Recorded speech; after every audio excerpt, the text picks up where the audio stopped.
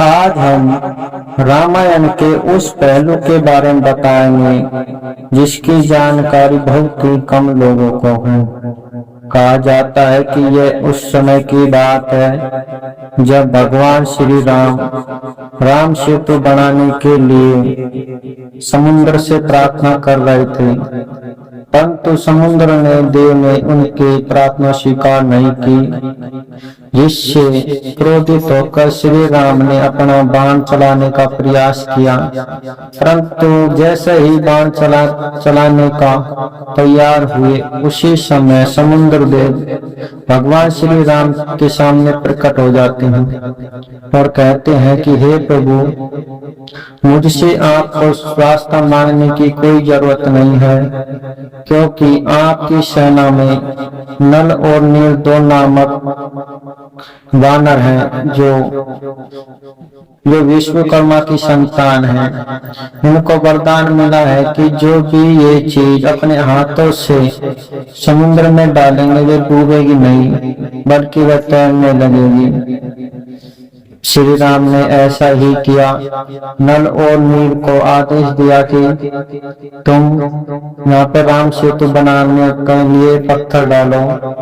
तभी नल और नील पूरी वानर सेना के साथ राम सेतु बनाने का प्रयास करते हैं, परंतु नल नील का प्रयास सफल नहीं हो पाता है, क्योंकि उनका पत्थर कोई भी समुद्र तल पर नहीं टिक पाता है। तभी हनुमान जी कहते हैं कि यह संसार श्री राम की कृपा से भवसागर पार करता है, इसलिए इन पत्थरों पर भी श्री राम का नाम लिखो। जैसे ही श्री राम का नाम लिखा गया, सभी पत्थर तैरने लगे और एक दूसरे के साथ जुड़ने लगे। जैसे ही राम सेतु का कार्य चलता रहा, उसी बीच में एक गिलहरी भी वानरों के साथ छोटे छोटे कंकरों को लाती और राम सेतु पर डालती। कई वानर इस मेहनत को देखकर बहुत ही हंसी करते और कहते कि हे गिलहरी, तुम्हारे छोटे छोटे पत्थरों से भला इस समुद्र पर पुल कैसे बन सकता है। परंतु वह कहती है कि मुझे भगवान ने जितना सामर्थ्य दिया है, मैं उतना ही कार्य कर रही हूँ। तुम्हें भगवान ने ज्यादा सामर्थ्य दिया है, इसलिए तुम ज्यादा बड़े पत्थर उठा रहे हो। मुझे भगवान ने छोटा सामर्थ्य दिया है, इसलिए मैं छोटे पत्थर उठा रही हूँ। ऐसा करते देख देख कर वानरों में इसकी चर्चा होने लगी। जब श्री राम ने इसको देखा तो श्री राम ने इसे अपने हाथों में उठा लिया और कहा कि हे गिलहरी, हम तुम्हारे योगदान से बहुत प्रसन्न हैं और तुम्हें धन्यवाद देते हैं।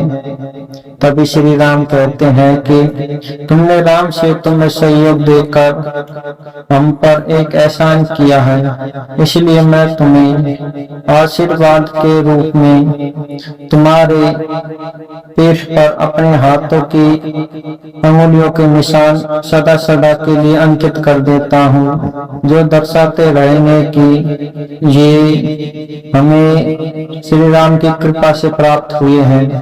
कहा जाता है कि पहले गिलहरियों के शरीर पर ये धारी लंबी नहीं थी, परंतु जब राम सेतु के समय इन्होंने राम सेतु में सहायता की, तब श्री राम ने अपने सीधे हाथ से इस पर अंगुलियों को फेरा, जिससे इसके शरीर पर धारियां बन गई। ये धारियां अब तक गिलहरियों पर अंकित करती है कि श्री राम का आशीर्वाद आज भी इनको प्राप्त है।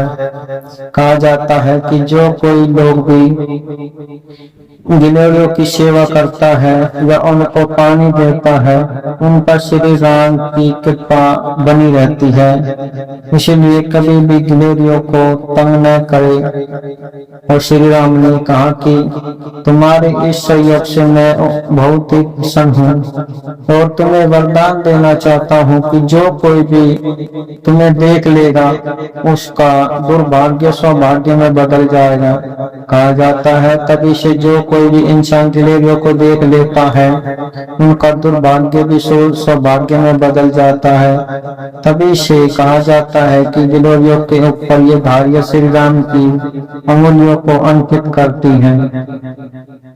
और श्री राम के क्षेत्र में इन्होंने योगदान भी दिया। कहा जाता है कि जब बड़े बड़े पत्थरों के बीच में जब छोटे छोटे छिद्र बने हुए थे, वहां पर गिलहरियों ने अपने छोटे छोटे कंकर डालकर उस सेतु को और भी अधिक मजबूत कर दिया था। इससे श्री राम जी बहुत ही प्रसन्न हुए और गिलहरियों को आशीर्वाद देते हुए लंका में पहुंचे और रावण पर विजय प्राप्त की और माता सीता को अयोध्या लेकर आए। यदि आप इस कहानी से सहमत हैं या इस कथा में आपको बढ़िया लगे तो इसे सब्सक्राइब शेयर अवश्य करें।